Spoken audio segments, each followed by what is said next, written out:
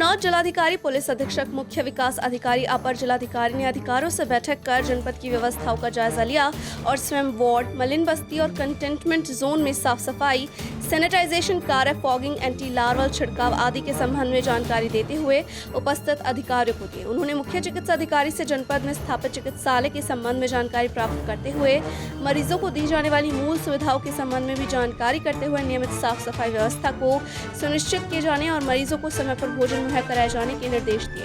उन्होंने जिलाधिकारी राकेश कुमार मिश्र से संक्रमण की तीव्रता से फैलने के संबंध में जानकारी करते हुए व्यापक स्तर पर कॉन्टैक्ट ट्रेसिंग कराए जाने, साप्ताहिक बंदी के दौरान नियमों का उल्लंघन करने वाले व्यक्तियों पर कार्यवाही किए जाने और साफ सफाई व्यवस्था सुनिश्चित किए जाने हेतु कहा। उन्होंने पुलिस अधीक्षक श्री अमरेंद्र प्रसाद सिंह से जनपद की कानून व्यवस्था के संबंध में जानकारी की, जिसमें उनके द्वारा बताया गया कि दुकानदारों, बाइक चालकों द्वारा मास्क का प्रयोग न करने, नियमों का अनुपालन न करने, व्यापक स्तर पर चालान प्रक्रिया की जा रही है, जिसमें अभी तक चालान के माध्यम से लगभग 26 लाख रुपए चालान के माध्यम से प्राप्त किए जा चुके हैं और साप्ताहिक बंदी के दौरान भी अभियान चलाकर चालान आदि किए जाते हैं, जो सबसे ज्यादा तादाद में नागरिक मास्क का प्रयोग कर रहे हैं। उन्होंने अपर जिलाधिकारी गजेंद्र कुमार के साथ वार्डों का निरीक्षण करते हुए साफ सफाई व्यवस्था का जायजा लिया और सराय मीरा वार्ड में व्यक्तियों से की जाने वाली साफ सफाई और सैनिटाइजेशन कार्य, फॉगिंग, एंटी लार्वल छिड़काव आदि के संबंध में जानकारी की और दुकानदारों द्वारा मास्क के प्रयोग किए जाने के संबंध में जानकारी दी। उन्होंने फूलमती माता मंदिर के निकट स्थित पाटा नाला का निरीक्षण किया और कुछ स्थलों पर सिल्ट जमा देख कड़ा रोष व्यक्त करते हुए अधिशासी अधिकारी कन्नौज को सिल्ट का नियमित उठान किए जाने, बरसात में नालियों की नियमित सफाई कराने के साथ वेस्ट डिस्पोजल फैसिलिटी के अंतर्गत कचरे के उपचार हेतु शीघ्र ही कार्यवाही सुनिश्चित करते हुए समय से कूड़े का घर घर से उठान करते हुए नगरीय क्षेत्रों की दुकानों के बाहर स्थल चिन्हित कर कूड़ेदान स्थापित करते हुए कूड़े को कूड़ेदान से नियमित उठाने, जिसके पश्चात कूड़ा अगर कूड़ादान में न डाला जाए तो उसके विरुद्ध जुर्माना लगाने हेतु आवश्यक निर्देश दिए। उन्होंने वार्ड में सफाई कर्मचारियों के कार्य को देखा और अधिशासी अधिकारी को सफाई कर्मचारियों को मूलभूत सुविधाएं उपलब्ध कराने के निर्देश दिए। उन्होंने मोहल्ला पुतुलपुर कंटेनमेंट जोन का भी निरीक्षण करते हुए कंटेनमेंट जोन में रहने वाले सभी व्यक्तियों को आवश्यक सेवाएं उपलब्ध कराने के साथ ही वार्ड में स्थित कम्युनिटी केंद्र द्वारा सैंपलिंग कार्य की समीक्षा की और ज्यादा से ज्यादा सैंपलिंग किए जाने के निर्देश दिए। उन्होंने इसके उपरांत तिराहे पर व्यक्तियों को मास्क का प्रयोग न करते देख स्वयं उतारकर मास्क का प्रयोग करने हेतु प्रेरित भी किया।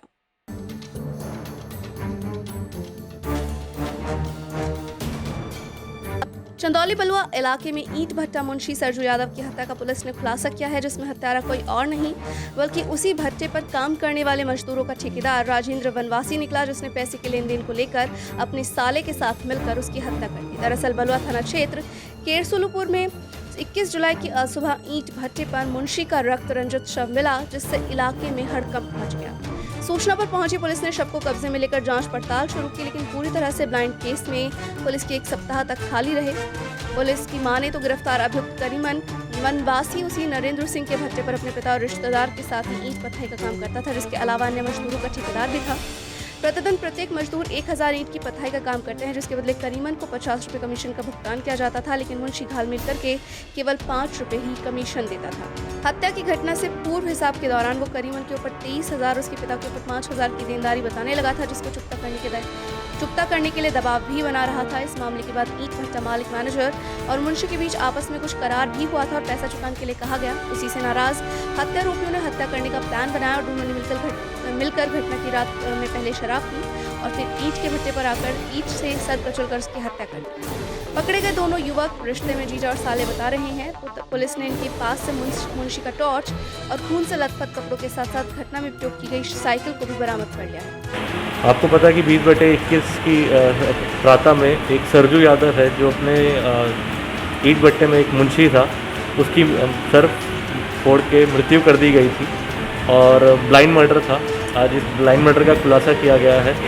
इंटरेस्टिंग चीज़ है कि क्या कहते हैं, जो निकल के आई है कि 2 लोग आए हैं प्रकाश में, करीमन वनवासी और रामचंद्र वनवासी, जो करीमन का साला है।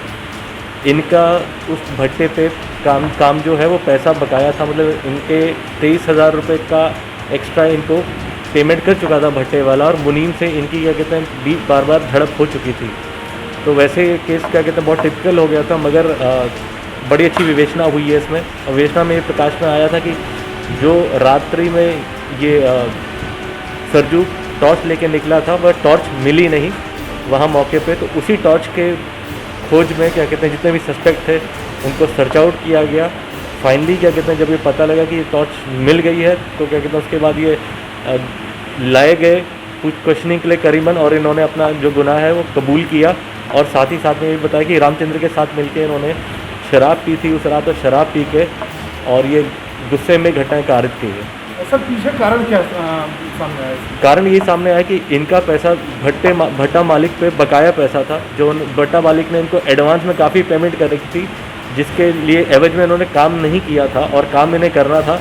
मगर इस बीच में जो मुंशी था, जो सरजू मुंशी था, वो लगातार इनको बताता रहता था कि ये इसकी पेमेंट करनी है, उसके उपलब्ध में काम करना है। तो ये चीज़ इनको बड़ी अखर रही थी, वो बार बार क्यों बताता है और क्यों उसके ये एग्रीमेंट कर लेता है कि क्या कहते हैं मुझे हमें पैसे लौटाए जाने हैं। तो इस बात पे गुस्सा होकर उन्हें शराब पी के इसकी हत्या की है।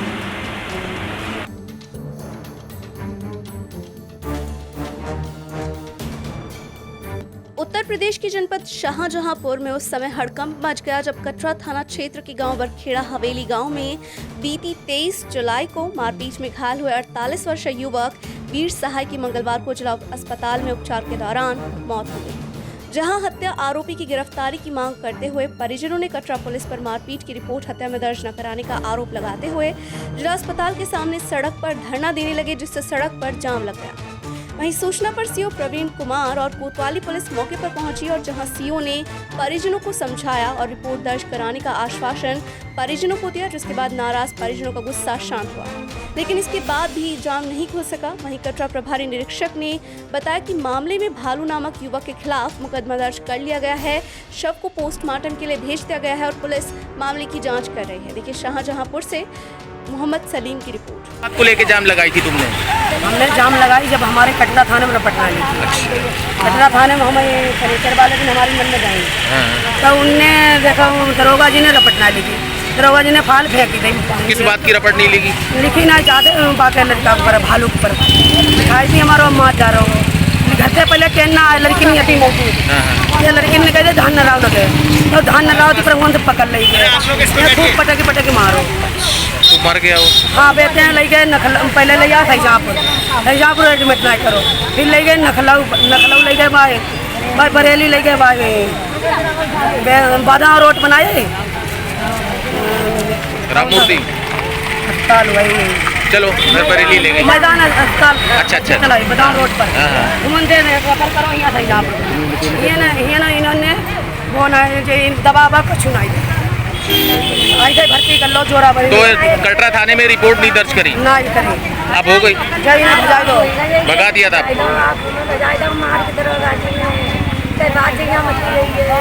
सर एक जो है हत्या हुई है उसमें जाम हम लगाई थी, क्या मामला था सर? ये जिला अस्पताल के सामने आज कटरा का संदर्भ था, एक कटरा थाने का एक मैटर था जिसमें एक आदमी की डेथ हो गई। उसके तत्काल उसमें इन लोग ने बॉडी को यहाँ पे जाम लगा दिया था, तुरंत कार्रवाई की गई, वहाँ पे मुकदमा दर्ज करा दिया गया, अग्रिम कार्रवाई की जा रही है, पोस्टमार्टम के लिए लाश को ले गए।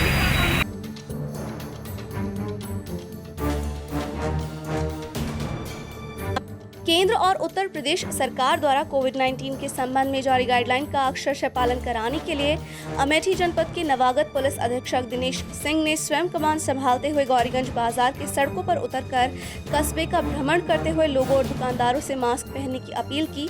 पुलिस अधीक्षक ने कहा कि आज पहली बार है, इसलिए सिर्फ चेतावनी दे रहा हूँ, इसके बाद अगर कोई मास्क बिना मिला तो चालान किया जाएगा। पुलिस अधीक्षक का इस तरह से बाजार फूड पेट्रोलिंग करना और लोगों को सचेत करना जनपद में चर्चा का विषय बना हुआ है। अगर इसी तरह से पुलिसिंग होती रहेगी तो निश्चित रूप से इसका भय लोगों में देखने को मिलेगा और लोग मास्क लगाकर ही घर से निकलेंगे। इसी बीच एक बाइक सवार जो बिना मास्क के आ रहा था, जैसे ही उसने पुलिस को देखा और पलट कर भागने की कोशिश की, तत्काल पुलिस अधीक्षक महोदय ने उनको पकड़कर गाड़ी सीज करने के निर्देश दिए। वहीं पर नवागत पुलिस अधीक्षक दिनेश सिंह ने बताया कि आज फूड पेट्रोलिंग पर निकले थे और इसी के साथ उनका उद्देश्य ये भी था कि लोगों में मास्क लगाने के प्रति जागरूकता विकसित किया जाए, जिससे कोरोना महामारी के प्रसार में प्रत्येक व्यक्ति सुरक्षित हो। साथ ही उन्होंने लोगों से अपील की है कि अधिक से अधिक लोग मास्क पहनकर इस कोरोना महामारी को परास्त करने में उनकी मदद करें और सामाजिक दायित्व का निर्वहन करें। देखिए अमेठी से दिलीप यादव की रिपोर्ट। किस तरह का अभियान चलाया गया?